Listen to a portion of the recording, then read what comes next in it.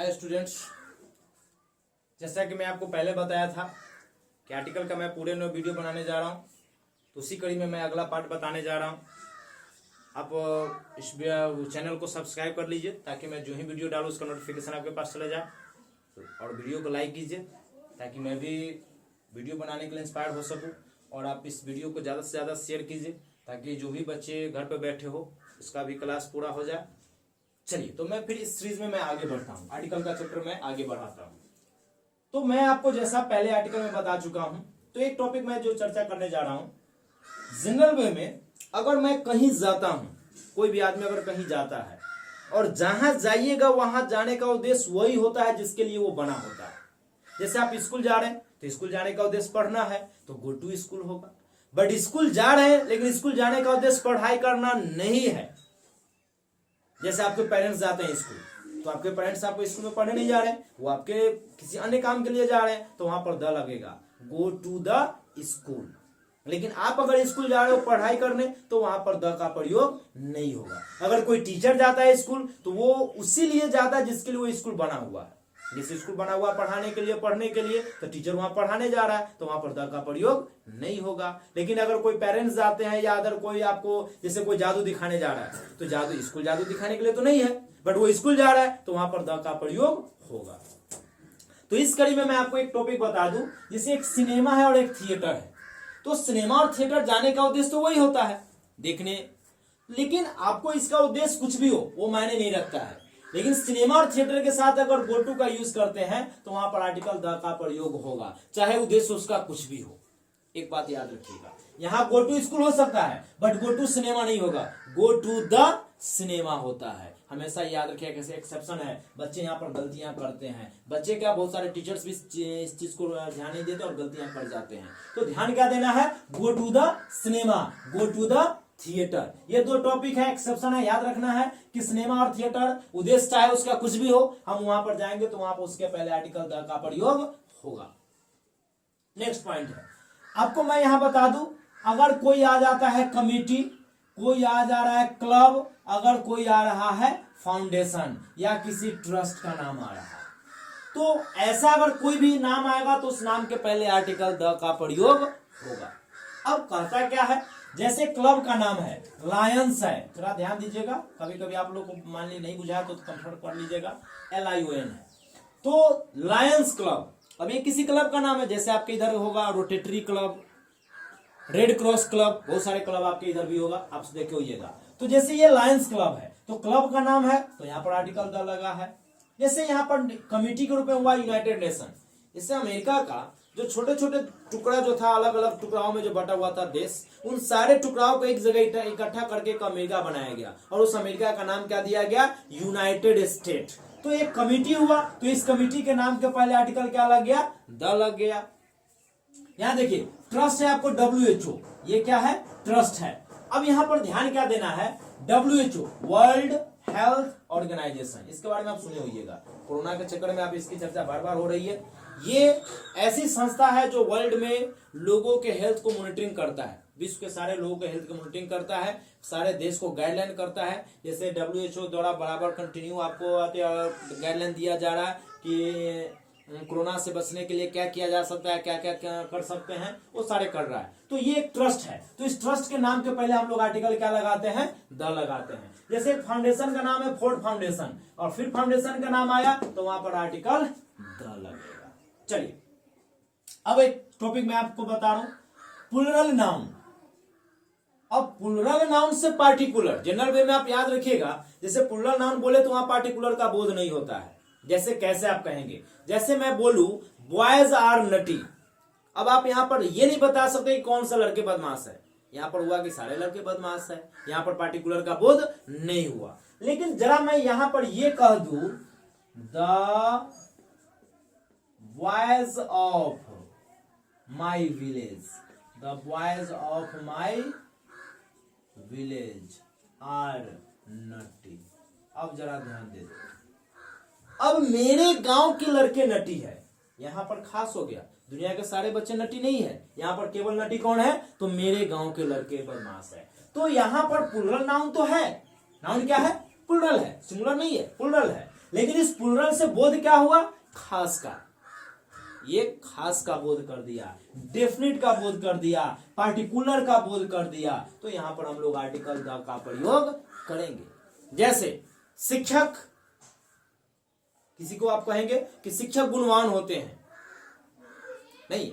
अब यहां पर जो आप चर्चा कीजिएगा शिक्षक गुणवान होते हैं, तो शिक्षक यहां पर आपको क्या है, कॉमन नाउन है।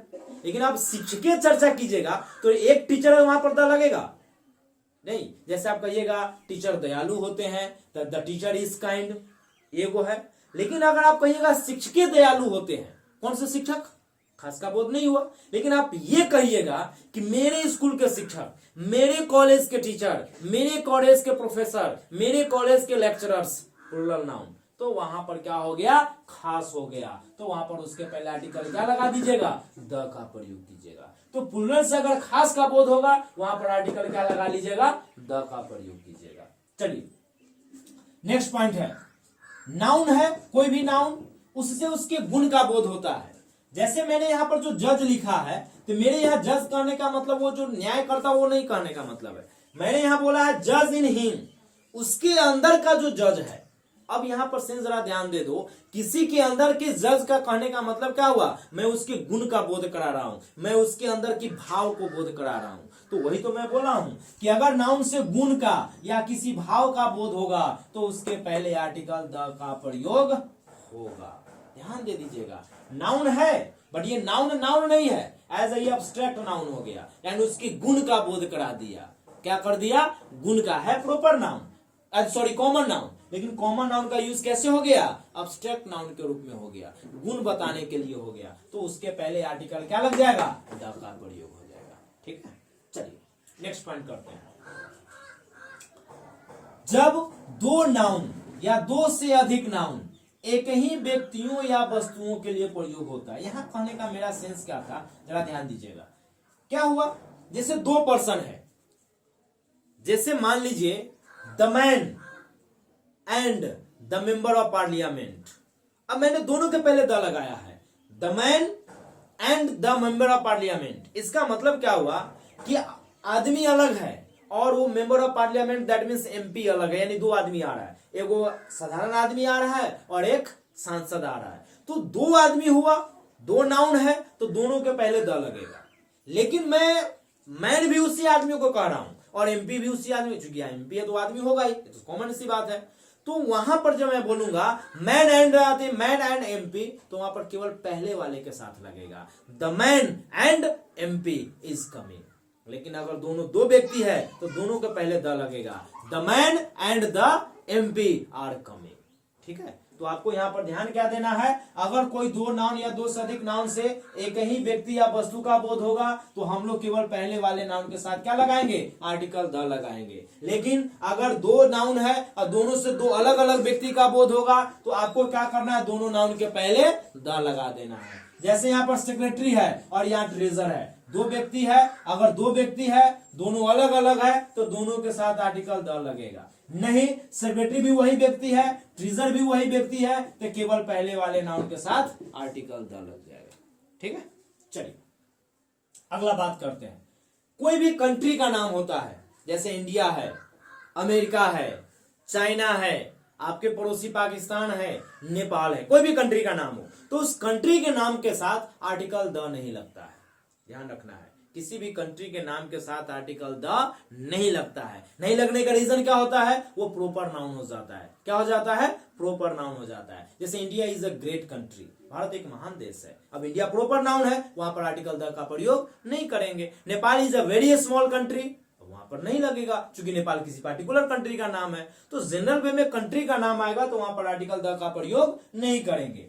बट आपको याद क्या रखना है कि अगर किसी भी कंट्री के साथ रिपब्लिक लग जाए, कंट्री के साथ किंगडम लग जाए, कंट्री के साथ स्टेट लग जाए, तो किसी भी कंट्री के साथ रिपब्लिक लग जाए, किंगडम लग जाए, स्टेट लग जाए, तो आपको याद क्या रखना है, उसके पहले आर्टिकल द लग जाएगा। अब जैसे मैं आपको यहां पर क्या बोला हूं, अब आयरलैंड है, अब आयरलैंड किसी खास देश का नाम है, तो यहां पर आर्टिकल द नहीं लगेगा। लेकिन मैं यहां पर क्या बोल रहा हूं, रिपब्लिक ऑफ आयरलैंड। अब आयरलैंड के पहले मैंने रिपब्लिक लगा दिया, तो आयरलैंड के पहले आप जो ही रिपब्लिक लगाओगे उसके पहले आर्टिकल क्या लग जाएगा, द आ जाएगा। जैसे डो आदि डोमिनियन है, वहां पर आर्टिकल द नहीं लगेगा, लेकिन उसके साथ मैंने क्या लगा दिया, रिपब्लिक लगा दिया, तो यहाँ आर्टिकल द लगेगा। जैसे यूनाइटेड स्टेट है, यहाँ पर फिर स्टेट आ गया, वहां पर आर्टिकल द लग जाएगा। क्लियर है? चलिए फिर मैं आपको आगे चर्चा करता हूं। द का प्रयोग प्लूरल नेम्स ऑफ कंट्रीज, यानी जनरल वे में आपको याद क्या रखना है, मैं पहले बता दिया हूं कि कंट्री का नाम के साथ आर्टिकल द नहीं लगता है, एगो नाम है तो लगना ही नहीं है। हाँ, एक नाम के साथ अगर रिपब्लिक आ जाए, किंगडम आ जाए, स्टेट आ जाए, जैसे यूनाइटेड किंगडम आ जाए, जैसे यूनाइटेड किंगडम सुनते होइएगा तो यूनाइटेड किंगडम के साथ भी द लगेगा, द यूनाइटेड किंगडम। लेकिन अगर नाउन आदि किसी देश का नाम एगो है और उसके साथ इसमें से कोई नहीं है, आर्टिकल द नहीं लगेगा। लेकिन किसी भी देश का नाम अगर प्लूरल रूप में आता है, जैसे नीदरलैंड है, अब नीदरलैंड एक है, वहां पर आर्टिकल द नहीं लगेगा, लेकिन वो प्लूरल रूप में यूज हो जाएगा, नीदरलैंड्स, क्या आ जाएगा, नीदरलैंड्स। अब प्लूरल आ गया तो वहां पर आर्टिकल द लग जाएगा। नीदरलैंड एक रहता तो नहीं लगता, बट इसका प्लूरल रूप जो ही लिया वहां पर आर्टिकल द आ जाएगा। लक्षद्वीप अगर आ जाए अकेला है नहीं लगेगा, लेकिन लक्षद्वीप के साथ अगर आइसलैंड लगाते हैं तो वहां पर जितने भी छोटे छोटे द्वीप है वो सारे समूह का नाम आ गया, दैट मीन्स वो प्लूरल हो गया, तो उसके साथ आर्टिकल द का प्रयोग करेंगे। जैसे आल्प्स के बारे में वही सुनते होइएगा, जैसे हिमालय में है, हिमालय के थोड़ा यहाँ पर ध्यान दे दीजिएगा। हिमालय क्या है, तो पर्वत श्रृंखलाओं का नाम है, प्लूरल है, सिंगुलर वो नहीं है, याद रखिएगा, हिमालय सिंगुलर नहीं है, वो बहुत सारे पर्वत श्रृंखलाओं का नाम है हिमालय, इसलिए उसके पहले द लगा है। अब कहेगा सर ये कैसे सिंगुलर नहीं है, जैसे मैं आपको बता दूं, हिमालय में एक पहाड़ है माउंट एवरेस्ट। अब माउंट एवरेस्ट एक पहाड़ का नाम है, तो यहां पर आर्टिकल द नहीं लगेगा, लेकिन ये पर्वत की श्रृंखला यानी प्लूरल है, श्रृंखलाओं का नाम है, तो वहां पर आर्टिकल द लगेगा। जैसे इसी पर है महादेव, हिमालय पर यह कैलाश पर्वत, अब कैलाश पर्वत एक है तो वहां पर सिंगुलर है, नहीं लगेगा। काराकोरम एक, काराकोरम दो, वो है, अब वहां पर आर्टिकल द नहीं लगेगा। लेकिन हिमालय कहने का मतलब क्या हुआ, माउंट एवरेस्ट भी, कैलाश पर्वत भी, काराकोरम भी, तो इन पर्वत श्रृंखलाओं का क्या है, समूह है, श्रृंखला है, दैट मीन्स वो प्लूरल है, तो उसके साथ आर्टिकल द का प्रयोग होगा। ठीक है, तो ठीक है, आप इस वीडियो को देख लीजिए बढ़िया से, एक बार फिर से पॉज करके रिपीट करके नोट कर लीजिए, और इसका नेक्स्ट वीडियो मैं जल्द ही डालूंगा। आप एक बार मैं फिर आपसे बोल दूं कि चैनल को सब्सक्राइब कीजिए, तो ताकि आपको मैं जो ही वीडियो डालूं वो वीडियो आपको मिल जाए। और नेक्स्ट मैं आपको स्पोकन क्लास का भी कुछ वीडियो डालने वाला हूं, जल्द ही उसका वीडियो भी डालूंगा, तो उसका नोटिफिकेशन चला जाए ताकि आप उस क्लास को कैरी कर पाए, और अपने दोस्तों में शेयर कीजिए ताकि उस बच्चे का भी आपको क्लास रेगुलर हो जाए। थैंक यू, नोट कर लीजिए।